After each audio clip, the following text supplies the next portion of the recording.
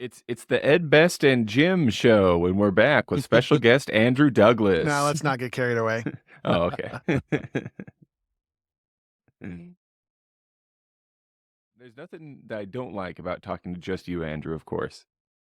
Nothing I don't like about that, but I feel like he's the best you Ed. ever feel like people just talk and you're not hearing a word they say because you know the truth? Yeah, because you already know the truth. Because you've I can already feel. drank the elixir. Yeah. You already know. So what's on the docket for today, Jim? Well, I want to ask Ed a question. Because we've got him. I want to ask Ed, hey, Ed, what do you say when people say that bagpipes are just different and bagpipe snare is entirely its own thing? Ooh. Because we hear this on the bagpipe side all the time. You know, oh, there's music, there's all of the Western musical tradition, and then there's bagpipes. Bagpipes are their own thing. You know, music doesn't apply, basically, right? Right. And I feel like I'm hearing the similar things often about snare, where it's like, oh, it's swingy or it's messy or you don't really trust the notes, stuff like that, you know? Interesting. Okay. Well, just give you a bit of my background. I do have a background of a music degree. I have a percussion degree. So I've played other types of music, lots of types of music. So I have a bit of knowledge about the various ones, right? So I would say, well, think about this. Comparing any two styles of music, there's going to be differences. If, say, you're comparing a jazz band to a heavy metal band, say you were a drummer in a heavy metal band in the 80s, you had the hair, stadium, the whole bit, but then the 80s ended, you get a haircut, and now you're playing in the little jazz combo at the coffee shop with the berets and the long cigarette, people are snapping it to the poetry.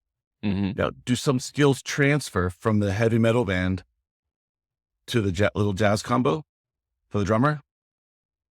I'd imagine there's got to be something, at least something about rhythm and Of course. what the But drums are called, stuff like that. Yeah, there's things that transfer, but you also have to learn some new things to be able to blend into that particular combo.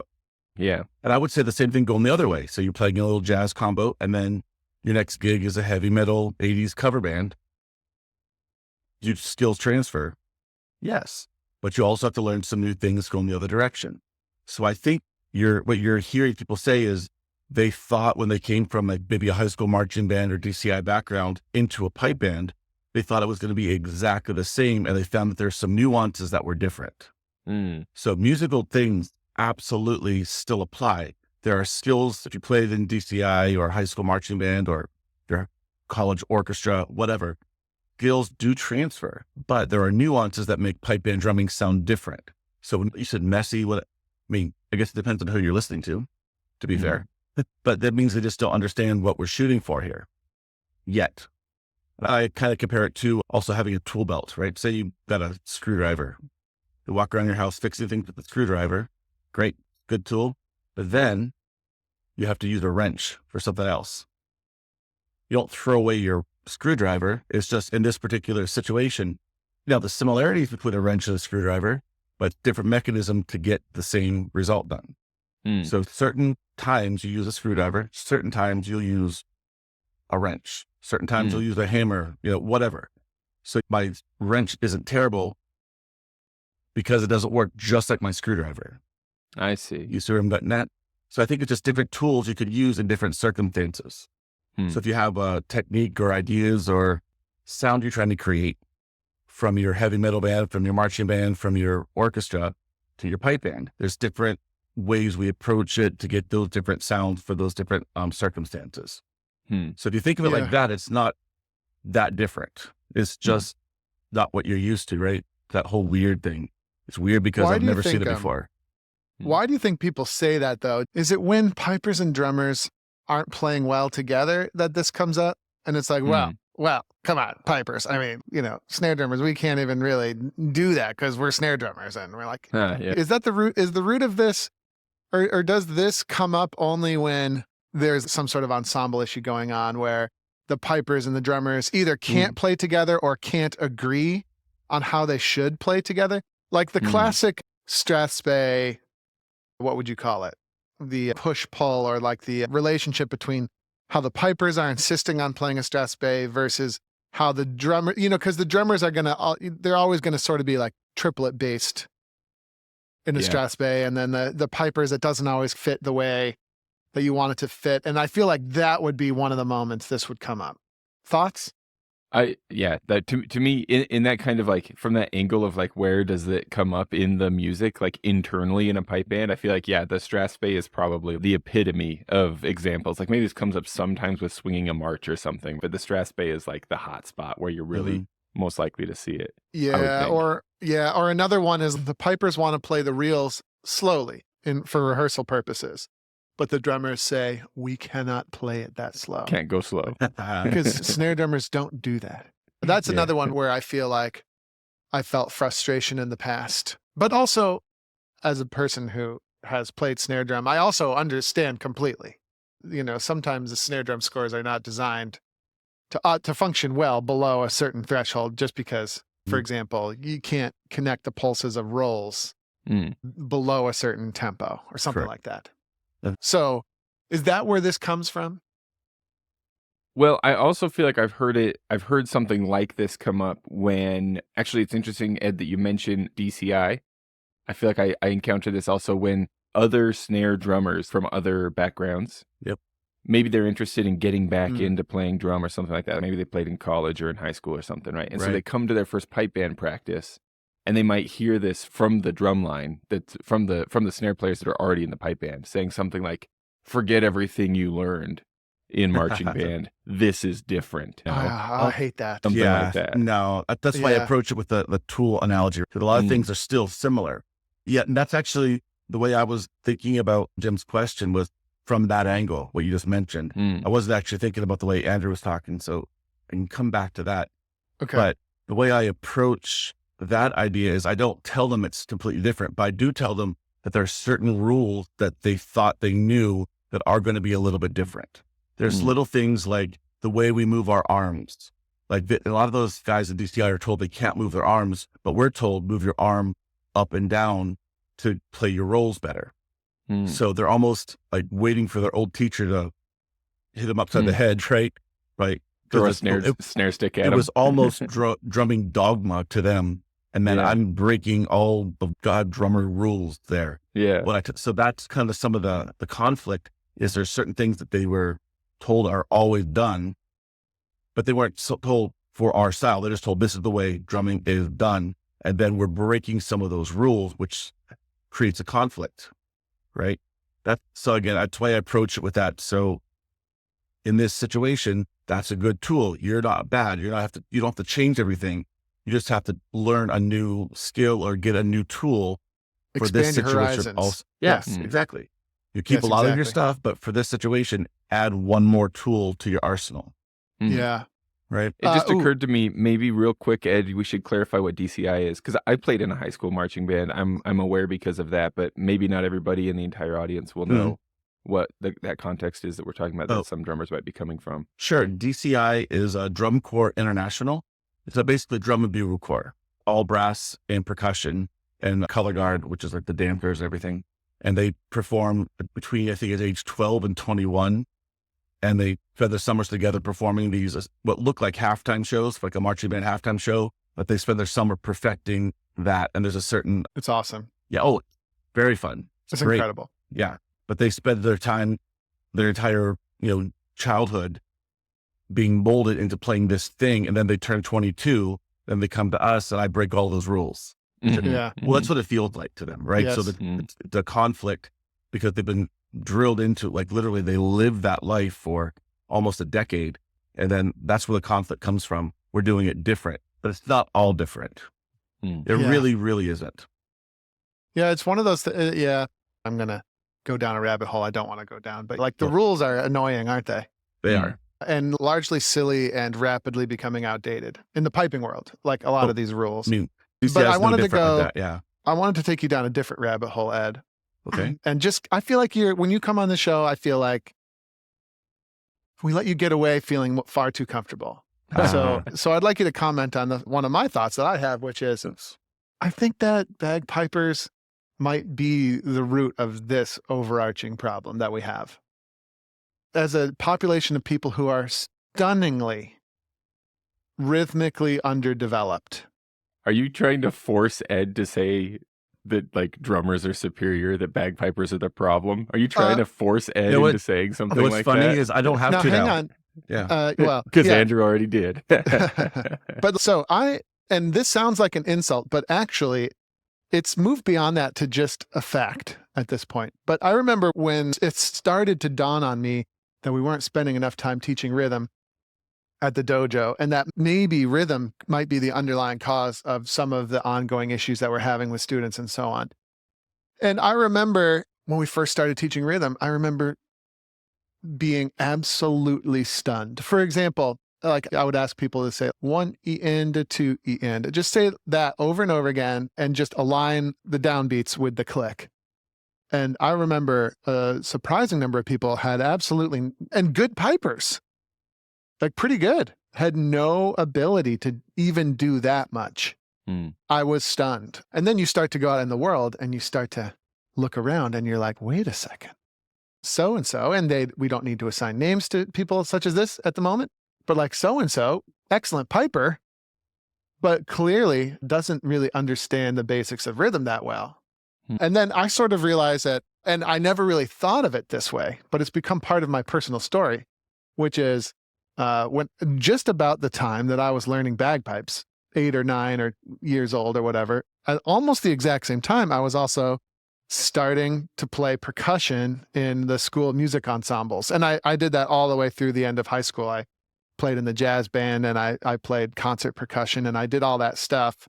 By the way, fascinatingly, my good friend Andrew Lewis, the same way. He also did percussion. But anyway, I wonder if I just learned the basics of rhythm and just completely took it for granted. And I didn't really notice until fairly recently. It came into your life at the right time, huh? But just like rhythm, the absolute basics are not really taught or thought about. And actually, as we know, Jim, and Ed probably has recognized, there's that sort of vomit reflex anytime anyone says the word metronome in the bagpipe world. For example, that's just one other clue that I think maybe pipers are stunningly behind in this department. And is that maybe the root of when snare drummers, who, by the way, that's what they do, right? Snare drummers are one of the key differences. They're like a non-pitched instrument. So we're over here, we're worried about our pitches and all that kind of stuff.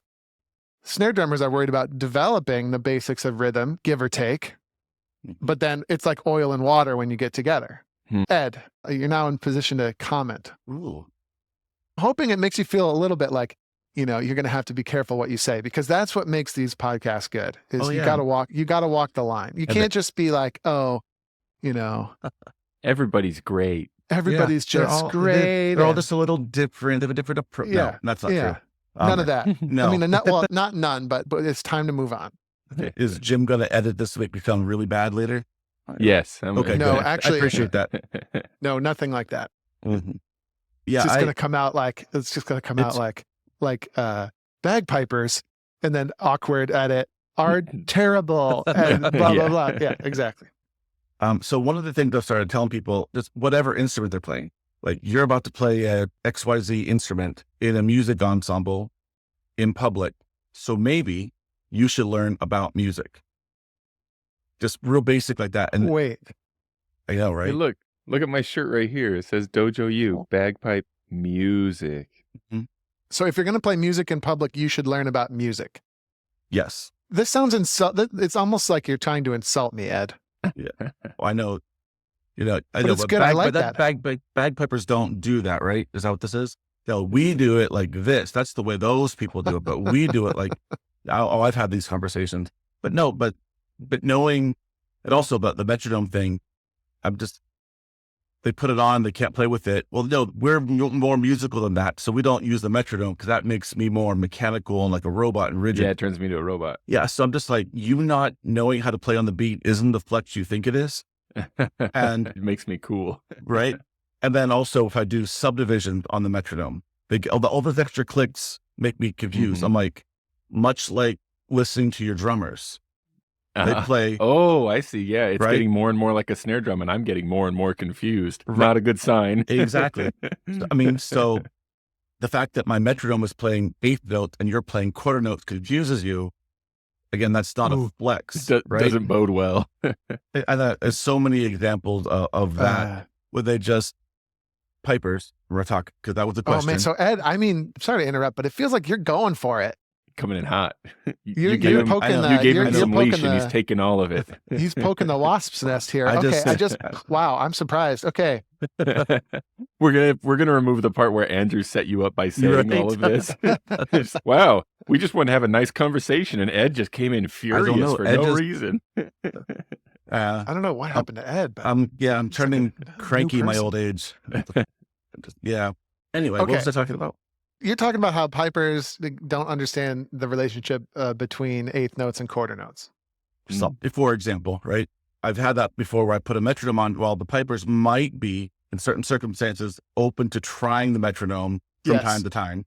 Which, by the way, kudos to them in this Right. case. I Yep. agree. But then if I put it on anything beyond just the beat, just the quarter notes and on a march, they like that. Those extra clicks confuse me. I'm like, that's what your bass drummer's playing. Mhm. Like this is literally the bass drum part for Yeah. a lot of this tune, and that's confusing you. Well, By don't the you way, that listen to the opens bass up- drum? It opens for up the- another hole in reality where we could talk about bass drummers too, but we're not going to do that Agreed. today. Agree. But anyway, that actually kind of ties back into what Andrew was asking about earlier, as far as the drummers playing what you said, the example of a reel, and you're playing it slow and the drummers had a tough time with it. So that, to me, that all of this whole thing could come down to communication between the pipers and the drummers, both ahead of time and during rehearsals, right? So Yeah. first of all, we've noticed, all of us have noticed this, that the drummers and the pipers tend to go to different rooms to learn their instruments. And then they develop their know. own culture, their own language, their own way of doing things. And then they come together and just expect everything to work great. And then they don't even have a common language to describe what they're shooting for, even though there's a common goal. Yes. Mm. So if there's like at least a common language, you could say, hey, you're rushing on the and of 3 in the third measure. But I say stuff like that, and some Yeah. pipers are confused. No, I don't about think that. so, Ed. I'm coming to your defense here. I think the vast majority, like 90% or more of pipers wouldn't understand what you meant there. And I don't mean that as an insult. I'm just stating a fact. Or if they did understand it, it would take them a long time to calculate where to find that. Whereas a percussionist or someone who played in the high school band, certainly anyone who's ever in the jazz band, Great. finding the and of 3 would be like no problem. 1 Correct. E and a 2 E and a 3 E and. Oh, I know where that is. Got it. No problem. But yes, exactly. And then the and of 3, by the way, it's like there's a reason musicians have this type of language, because a lot of times the fact that you're rushing the and of 3 is like it's going to be a crucial point in the music, right? Mhm. It's the upbeat in that position of that bar. Right. And by the way, pipers are doing that all the time. And we have our own language to talk about that, like, well, Exactly the my and of, point. Yeah. yeah, like the and of 3, if you're rushing the and of 3, a piper might say, oh yeah, you got to make sure you keep that heavy left foot there in that bar, Mm. or something like Mhm. that. Yeah. And the heavy left foot, that's our way of talking about not rushing the ands of crucial points in the bar. Of the odd numbers. Yes, exactly. Mhm. Yeah. Mhm. So there's more to it. And then, by the way, Jim's original question was, read it back to me, Jim. What do you say to people who say bagpipes are just different and pipe band snare is its own thing? Yeah, like we have our own language, right? We have our own languages that we speak. But when you start to realize that, oh, when they're talking about the and of 3, that's synonymous with what we're talking about with the heavy left foot. And like, oh, then you start to realize, wait, there's like a greater musical language here that would be of extreme use, especially when creating ensemble between the chords. Mhm. This sort of stuff is fun to think about. And one of the things I've learned over the last decade or so is you don't have to abandon the heavy left foot. You don't have to stop having your cultural things that you talk about in your own piping's culture, but you should strive to understand how you know what I mean? You should be able to translate from French to Latin, right? Like there's a Latin here going on. There's a musical Latin that's Mhm. worth understanding. Kind of my point at the beginning was it's a communication thing from the get-go. And even if you miss it from the get-go, you can do it at any point, but you need to have a dialogue just for it to help your band ensemble in general. Hey, we're trying to approach it like this. We're approaching it like this. Make sure Yeah. we're on the same page. And that comes back to what you said about the real tempo. One of the first things I do when I'm writing a drum score for a band is of course, I want the specific setting of whatever tune they're playing, but I also ask for the goal tempo. Yeah. Like we're planning on playing this at 75, we're planning on playing this at 85 or whatever. And I don't actually care in the long run, but I write the drum score You differently. hear that, everyone? Ed Best doesn't actually care. I don't care. You heard it here first. Yeah. Jim, editing, beauty right now. Yeah. But point is, what you can't do though, and this is where some of the communication is, you can't start playing the 85 and say, you know what, I think this tune would sound better at 75 and slow it down after the drummers have already written and learned their drum scores. That's where some of that conflict comes from, I think. And vice versa. If you're playing it at 75 and you decide to go faster because it's an easy tune for the pipes and you think it would have more drive at a faster tempo, if the drummers have already written more notes to fill in those gaps, essentially, you can't ask them to compress all of them necessarily. Yeah. So what's one of the communication things I have with pipe majors is, look, if you make any changes to the music at all, it's not me, not asking my permission. It's not, whatever, but it's, if you make any changes, one grace note, one rhythm, one melody note, one beat per minute, or anything, check with the drummers to see if it affects them. Sometimes it's not, and it's a short conversation. And sometimes I just like to, I think it's okay to change a couple of grace notes or take out a couple of doublings, Ed. I think that's, pipers, we just do it different, Ed. I hear what you're saying now. Yeah, but you get the habit of doing that because maybe one grace note won't make a difference. And you're pretty sure it's a 10-second conversation. The pipe major, I had a really good pipe major who was really good at this. He came in to the drum room. Hey, we're considering changing the grace noting in this 1-2 bar phrase. He would play it for me. I'd play the drum part. I said, doesn't affect us at all. Thank you. He was in there for less than a minute. Yeah. But then we just got into that habit. So no matter what, oh, that shouldn't matter. Oh, that shouldn't matter. Oh, that shouldn't matter. But then sometimes it does. So I just make that as a general rule, no matter what, double check. Because sometimes it does affect the drummers. And I say, okay, I could rewrite that, but we're going to have to, I have to go away, rewrite it. The drummers have to relearn it. So it's a couple-week process until we could actually play it together now. Is that change worth it? And sometimes the answer is yes. Sometimes the answer is no. I mean, this is just one example of the communication thing from the get-go with how the pipers are doing things, how the drummers are doing things, and then the rehearsal between the two sections. It's just all communication and realizing that, our part is related to your part. Yes. And vice versa, right? I wouldn't go changing drum parts without obviously comparing it to the pipe tune.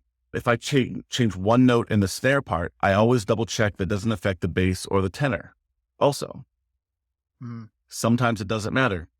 Sometimes it does. It just generally, like I always think of tempo. We talked about different types of music. In the orchestra, if you listen to any tuba part, what are they? Boom, boom, boom, boom, right? Well, they're like, well, this is easy. We can go faster. Bump, bump. Poor violins have no chances. They're going to catch on fire. So you can't pick the tempo based on the easiest part. You have to look at the totality. So I think a lot of times that we run into that because, again, since we're picking up pipers today and I'm being mean, say, hey, you are being mean I'm today. so mean today. We'll say, hey, this pipe tune's really easy. Just a bunch of quarter notes. It kind of plods along and it's kind of dragging. We need more lift in this tune without considering that the drummers have been practicing it at 75 beats per minute and have filled all those gaps in. Yeah. So you start going faster. Come on, drummers, keep up. Easy tune, faster, faster, faster. Come on. Oh, drummers are just like that. But again, because you plan on playing it slower, drummers filled in the gaps. Could they rewrite it, relearn it? Yes. But you have to, before you pick a new tempo, listen to the totality of the band, not just the bagpipe part. Yeah. And I suppose it could go the other way, regardless of what core we're talking about. But a lot of times these issues are just caused by basic lack of rhythmic control. That's, for example, the oft joked upon phenomenon of drummers speeding up. That's a real thing because drummers, just like pipers, unless you train it and you work on it, and let's just say without going crazy, let's say you utilize certain tools, to test your own personal sense of timing, right? If you don't do that, drummers, same as pipers, have the natural tendency to come in a little bit ahead of every beat. And then you come in a little bit ahead of every beat long enough, and what's going to happen? The tempo is going to increase and increase until you get to that ceiling tempo where like literally it's not possible to squeeze the notes in any faster than that. And that's like where bands tend to end up. The flip side of the coin is here, one of the ways pipers and drummers and tenor drummers and bass drummers are all the same is we have to be able to do the musical fundamentals well, and we have to have control. Certainly rhythmic control, but obviously all sorts of control over what we're doing in order for things to be successful. It doesn't matter what musical love language you speak. You have to be able to do the basics. For sure. This is something that so often happens during these conversations, is just making me realize what terrible mistakes I've made in the past. And I'm only right now am I realizing, right now. Right this minute, I'm realizing that I've never really had a target tempo when starting a new medley before. Even when I was in a pipe major position, I always would have just, like, if you'd asked me, I would have been like, we'll see. Let's see how we do, depending on how good we are at the tune, that'll decide how fast we go. And how can I know that until months into, right at competition time. So shame on me. Yeah. But then it's like a target tempo. It doesn't have to be specific. I see people living and dying over tenths of a beat per minute. I'm slightly exaggerating, but it's like, no, we're playing this at 82. Well, first of all, I'm pretty sure at the Worlds last year, the top bands were playing their 2/4 marches at like 79. So your goal tempo for your 2/4 march is 82. Does it make sense for a grade 4 band to exceed a grade 1 band in 2/4 march tempo? So first of all, you got to double check your work here. And then the next thing is, if your goal tempo is 79 in the 2/4 march, right now it's October. So we don't need to be like, rehearsing this at 79 doesn't make a lot of sense. And the other thing I often tell people is that you would be shocked how slowly top bands actually practice some of these tunes, even up to the day before the contest, because there's that sort of natural increase in tempo that happens when you get the super adrenaline and so on, right? And the only way, it's very unlikely you're going to hold that back. So that all that kind of stuff is built in. So I think that I think the main point that I have for this conversation is, I don't know if you're super religious about the specific number, but to Ed's point, there's a big difference between composing for 84 beats per minute and composing for 74. There's Correct. A big difference. Yes. I mean, the number of pulses that you're going to need inside of a roll changes. Absolutely. I think that's the main thing, Ed. Am I way off there? No, that's a great example. The rolls, that's the main reason that drum corps hate rehearsing too slow, is because you can't hold the rolls together. And so the whole sound of what you're doing, you have to it just sounds crappy. So if you're playing faster, I might actually write a different roll versus if it were slower. Yeah. Yeah. For example, that's a great one. I actually remember the drummers could play, first band I played in years ago. I remember the drummers having similar complaints to the pipers, like, oh, those drummers are just always complaining. Then they had a piping instructor who actually knew what he was doing, came in, and he got on the pipers like, well, hey, what's your goal tempo on this? Oh, whatever we feel like today, He's like, no, and he, without us starting it, he told them that affects the drummers. It depends on how many pulses they're putting in the rolls, that exact thing. And like his daughter, I remember, was one of my old drum teachers, and she was excellent. And he was just like, this affects my daughter, essentially, right? This affects the drummers. You have to be consistent with what you're doing here, within reason, obviously. 79 versus 80 versus 78, not a big deal. But you have to do that, because you are messing up the drummers if you are not consistent on that. And they just look like little kids have been scolded by their dads and being put in a corner. They're like, that instructor's not getting hired back. I'll tell you that much. I don't think we saw him again. But I remember that, I was just in the corner going, yes. Like the kid, I was smart enough to keep my mouth shut at that point. But I'll always remember him getting on them. Yep. I've changed that now, obviously, because I'm attacking everybody. But you're back to mean, Ed. Yeah. But point is, this isn't new information. This was in the late 80s when I heard this guy talking to the pipers about how what they're doing affects how many pulses the drummers are putting in the roll and other things. But that's the great one, right? If you slow down too much and the drummers wrote a certain roll, it's going to hear bzz, bzz, bzz, bzz, right? But if you go faster, they put more in there. They literally can't fit them all in there. And if they magically cram them in, it's going to sound very pulsy because their hands are going to have to tighten up to get them all in there. And it sounds like a really choppy little instead of a smooth roll. Exactly. And we have techniques for that. And you would pick a different roll for a different tempo. So we can sort that out. Ed, I have another confession to make. As a piper to a drummer, I'd like to use you as proxy for all drummers in the world to apologize for, I'm now realizing too that in parades, I'm kind of maybe on the taller side of things. Maybe I have kind of a longer gait. And again, maybe affected by marching band a little bit. I tend to take larger steps. And so I would often hear from the band behind me, hey, slow down, some smaller steps. And it often came from the drummers, which, you know, they've got drums in front of them, so they can't take as big of a step in the first place. Yeah. So then I think to myself, okay, fine, I'll take smaller steps, but to keep up the pace of this parade, that means we're going to have to go faster. And so then I go a higher tempo for the next tune with smaller steps. And then, so first the drummers are like, take smaller steps. And then I do another set, and then the drummers are like, take slower steps. And it's like, frickin' drummers, always complaining. But now I'm realizing, oh, yeah, I'd pushed the tempo so much that they probably couldn't play the standard common march settings that they were going to play for it. So my question to the world that I'm asking is, are the drummers always complaining? Or are the pipers just kind of clueless heads? I mean, I think I'm proving the latter right now. So, and I'm not sure the answer is black and white. No. But I think it might be more on the head end of the spectrum than pipers will allow for, because we kind of run the show, right? We pick the tunes. And by the way, whoever's writing the drum scores can't even start on that process until we've picked a tune. So we're the big bosses, right? So it's like we make all the decisions. And so that gives us the power to be sort of willfully ignorant to everything that goes on in the drum corps. And it's just sort of like their job to keep up with us, right?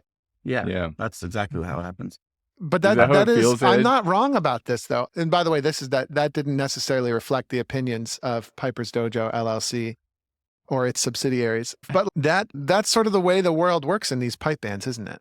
Well, hey, it's in the name. It's a pipe band, right? It's not a snare band with a pipe core. It's a pipe band. I mean, if your band is like a pipes and drums. Yeah. But Jim, you raised a great point, right? Watch Ed's camera just turn off. He just leaves the conversation. That's it. Come back. My headphones are just sitting. Whenever I hear comments like that, I was like, you're emphasizing the wrong word. Yeah. Not emphasizing band, am I? Yeah. It doesn't matter what instrument you are. You're an integral part of the band, and everything affects everybody. So if you just approach it like a holistic approach like that, everybody affects everybody. They all have to work together. Now, there's obviously a starting point where the pipe major or whoever picks the tune, but then there's a communication thing from that point forward, because the drummers have to either get the drum scores written or write their own scores and arrange it based on the information that was given by the pipe major. And if anything changes, now you have to, again, I would say communicate that.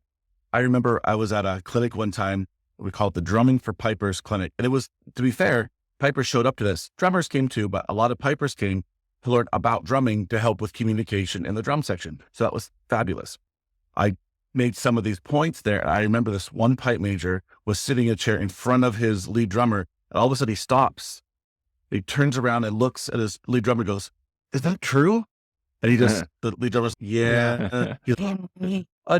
So it was interesting. He said, I just assumed the drummers would just kind of figure it out. I never thought to have this communication.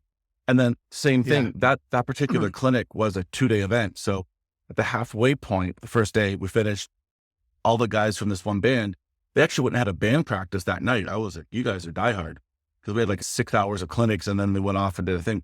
Anyway, so when we came back the next morning, he goes, pipe major, before we started, said, "Hey, I need to tell you something. We had rehearsal last night. There was this one problem we've been working on for months. We couldn't sort it out. After half a day of this clinic of learning how to communicate with each other, we literally fixed it in 5 minutes." Yeah.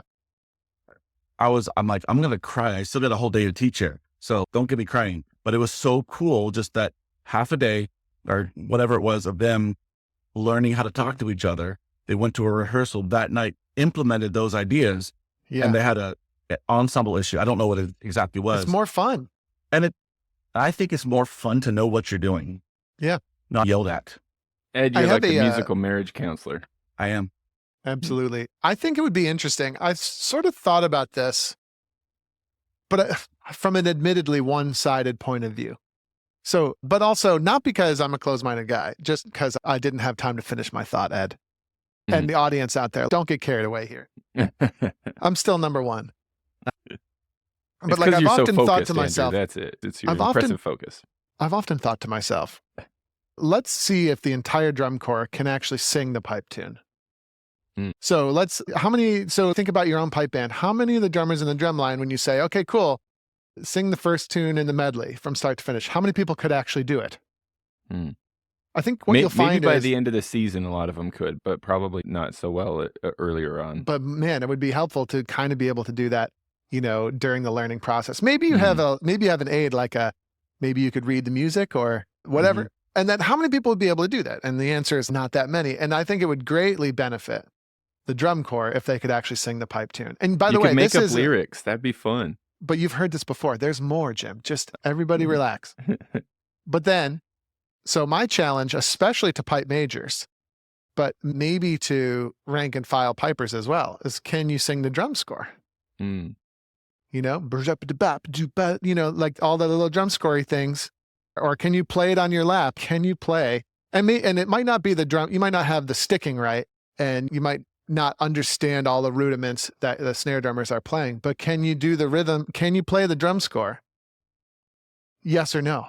And if the answer is yes, that would greatly benefit your band. And my challenge to any pipe major out there is to learn your band's drum scores, especially in the material that really matters. Wow. And then a guy like Ed, I'm sure he could write out something that was like a simplified version of the score that doesn't require all that many rudiments, right? He could write out something for the pipe major to play maybe. But also you could just listen to it and just start to play the drum score. Just listen to the drum score and just start to play along and understand the ins and outs and, they're playing a little triplet here or whatever. And then that's going to make you a better pipe major for sure. But it's also going to start to point to the reason Jim brought up that question for today's episode. And you're going to realize that it is different, but the Venn diagram has a very big overlap. That's worth understanding.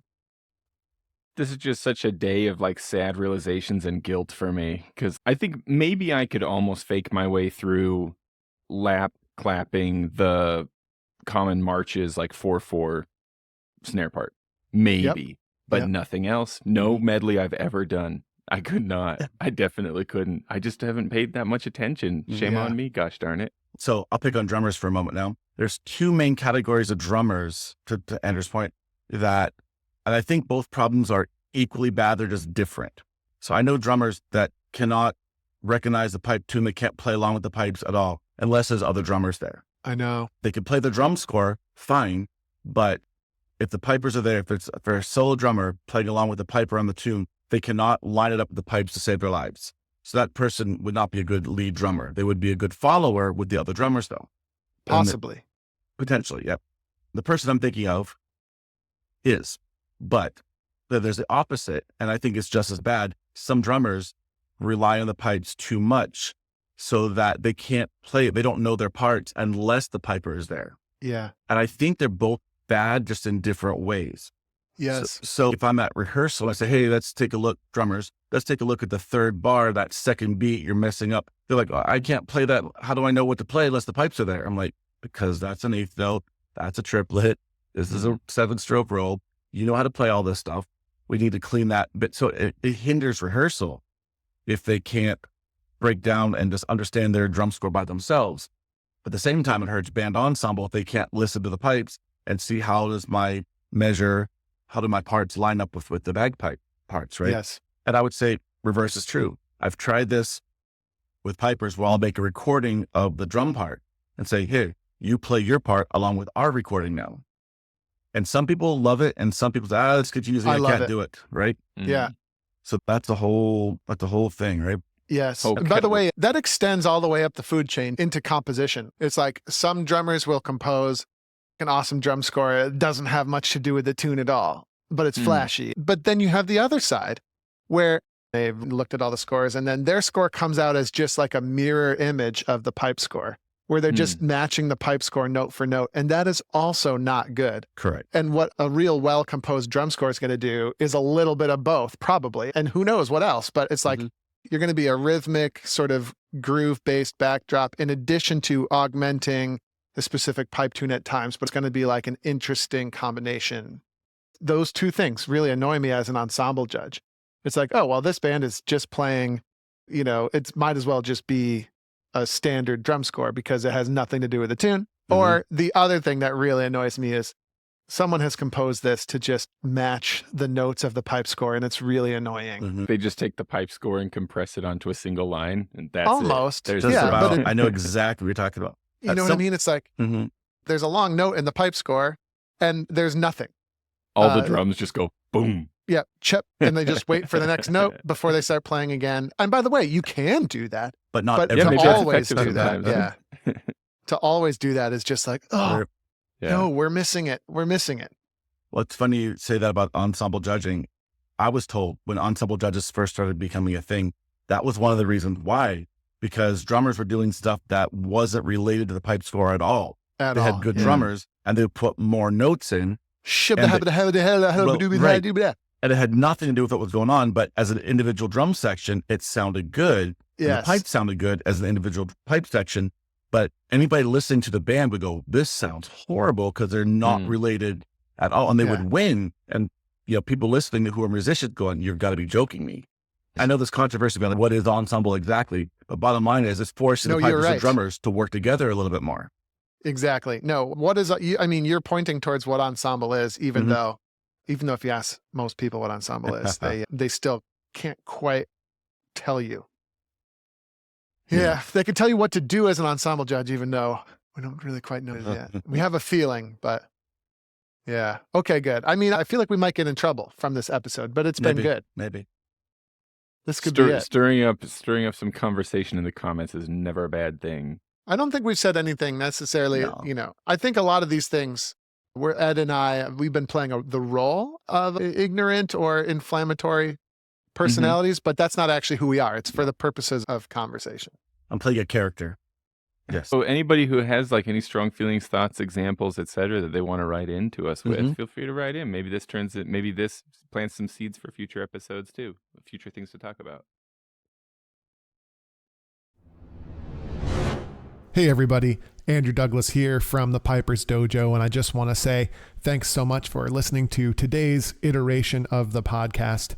If you enjoyed what you heard here today, it would be super helpful to us and to a lot of bagpipers out there trying to find us. If you could give us a top-notch review on whatever platform you're using to listen to this podcast, particularly Apple, iTunes, and Spotify and things like that, your review would be really, really helpful. So if you have a moment today, definitely go over there and help us out. Other than that, until we meet again on the podcast or somewhere else, thanks again for listening.